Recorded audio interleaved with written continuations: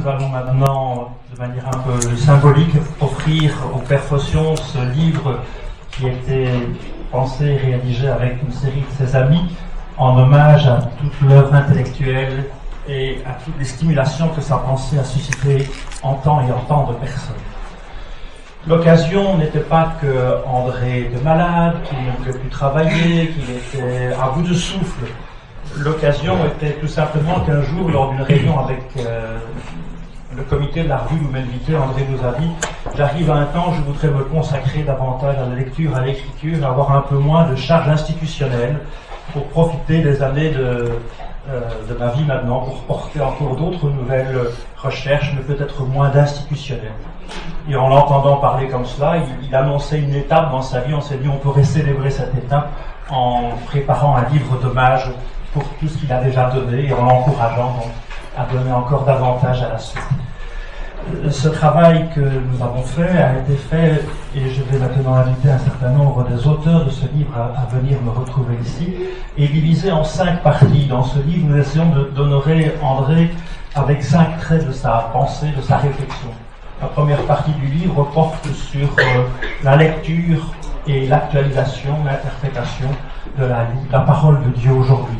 André a été d'abord, vous savez, sa formation est d'abord une formation de romaniste, il a toujours travaillé le texte, il a toujours été très attentif à la langue. La deuxième partie est sur le développement d'une théologie de la catéchèse qui soit raisonnée et libre. Et la dernière partie de ce qu'il vient de nous dire parle de la douceur et de la raison. Troisième partie de ce livre, parler de Dieu en termes de désirabilité. Quatrième, engager le christianisme à servir la quête d'humanisation et de croissance, une société pluraliste. Et enfin, cinquième partie, faire valoir le charisme ignatien et la pédagogie jésuite. Il nous semblait que ces 5 chapitres relataient assez bien les différentes publications, les différentes contributions. Je vous le disais, c'est un ouvrage collectif, et alors je ne suis pas sûr de n'oublier personne, mais si vous voulez bien, je voudrais que les personnes qui ont contribué à ce livre, qui sont dans la salle, viennent me rejoindre et se mettre à mes côtés pour offrir ce livre. Dans l'ordre des auteurs par ordre alphabétique, il y avait Luc Arens, que vous connaissez, professeur à Nouvelle-Vité. Si Luc veut me rejoindre. Merci.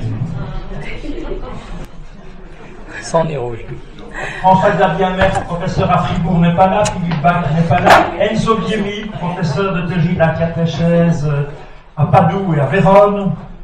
César Elisoli à Rome n'est pas là. Dominique Collin de l'Ordre des prêcheurs. On va l'accueillir encore plus alors. Hein. Voilà, ici, Dominique. Paul-André Giguère au Québec. Étienne Grieux à Paris. Albertine Inunga. Voilà, professeur de théologie de la catéchèse à l'Auxilium à Rome.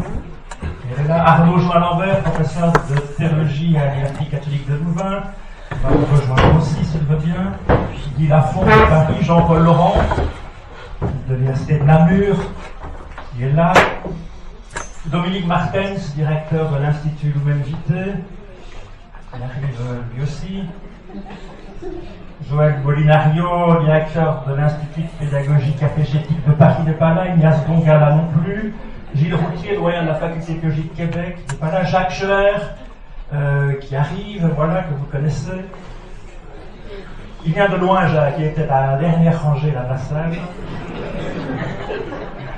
Olivier Servet, professeur d'anthropologie à Louvain, n'est pas là. José Maria Siciliani, qui est à Bogota. Bernard Sténuit, je crois qu'il est là. Sophie Tremblay à Montréal. Albertine Chibilondi, professeur à Lumen-Vité, que voici. Guy Vanovicen et Marcel ne sont pas là. Je voudrais également demander à Gabriel Attillon, qui est au secrétariat des éditions, qui a travaillé beaucoup pour la collection de tous ces articles, de venir nous rejoindre. Voilà, vous voyez, c'est un cercle d'amis qui entoure André. Je pense qu'on pourrait tous se lever, à peu près tous, dans cette salle. Je présente mes excuses à Stein parce qu'avec la maladie, j'ai oublié son texte, mais il aurait dû être là aussi. Et tant d'autres. Donc c'est vraiment une fête de l'amitié, de la reconnaissance pour André. Et donc, en votre nom, en tous, de manière un peu symbolique, André, voilà le petit hommage de tant de reconnaissance.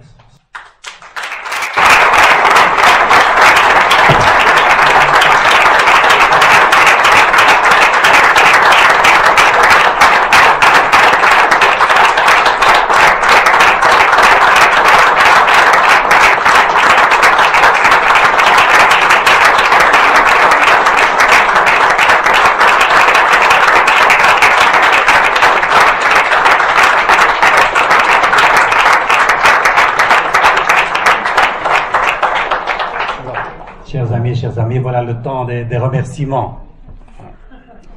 La vie m'a appris que nous sommes toujours ce que les autres nous ont permis de devenir, ce que les autres nous ont aidés à devenir. Vivre, en effet, c'est toujours être en dette par rapport à autrui.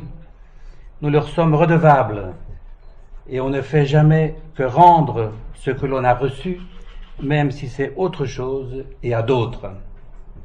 C'est dire que si aujourd'hui un hommage m'est rendu, il est en fait le miroir du sentiment de gratitude que j'éprouve à l'égard de tous ceux et celles que la vie m'a donné de rencontrer. Dans la circonstance présente, je voudrais, et en tout premier lieu, remercier Henri de Roite, ami et collaborateur de longue date depuis plus de 20 ans. Je crois que j'ai eu l'intuition heureuse, quand j'étais directeur de Lumen Vitae à l'époque, j'ai eu l'intuition heureuse dont je ne soupçonnais pas la fécondité lorsque j'ai invité Henri, dans les années 90, à rejoindre l'équipe des professeurs de Lumen Vitae au moment où il était encore jeune doctorant de l'Université catholique de Louvain. Directeur des éditions Lumen Vitae et de la revue, il a personnellement coordonné les mélanges qui me sont offerts et l'organisation de ce colloque. Et comme je le disais, on se connaît depuis 20 ans, dans une belle connivence et une belle amitié fidèle. Avec lui, je remercie aussi mon confrère Jean-Paul Laurent, toujours de bons conseils, qui a soutenu l'initiative. Merci aussi à Gilles Routier, de l'Université Laval au Québec, qui est co-directeur des mélanges. Je remercie tout particulièrement aussi le Centre de théologie pratique de l'UCL, dont le responsable est ici, Arnaud Schmallenberg, et son secrétariat, qui ont patronné le colloque, qui ont diffusé l'information et récolté les inscriptions. Merci aussi de tout cœur aux éditions Lumen Vitae, qui a réalisé les mélanges et qui a invité à ce colloque. Les éditions Lumen Vitae et la revue Lumen Vitae ont depuis plus de 35 ans été accueillantes et encourageantes à mon égard. Merci en particulier au secrétaire de mes publications, soit dans la revue, soit aux éditions. Je remercie aussi, bien entendu, les 25 auteurs de pays différents et continents différents qui ont apporté leur contribution personnelle au mélange. Merci aux intervenants de ce jour, le Père Joseph de Keisel, Monseigneur. Votre présence est pour moi un insigne honneur d'avoir dans l'Assemblée le Père Joseph de Keisel. Je remercie Stein, Albertine Dunga qui est venue de Rome et Enzo qui est venu de Vérone. Merci encore au Centre Lumen Vitae qui m'a tant donné depuis presque 40 ans maintenant. Merci à ces étudiants venus de multiples pays et qui m'ont appris énormément de choses. Merci aux directions successives, merci à ces professeurs, merci au personnel administratif. Lumen Vitae pour moi a été, je ne sais pas comment dire, ma maison mère, ma maison nourricière, en tout cas. Et merci bien évidemment encore à la Compagnie de Jésus, qui est représentée ici par le Père provincial. Si je termine par ce merci, c'est le dernier, mais ce n'est pas le dernier au sens symbolique du terme. Merci à la Compagnie de Jésus. Merci à vous tous et à vous toutes pour votre présence et je vous prie de recevoir ma plus grande reconnaissance. Merci.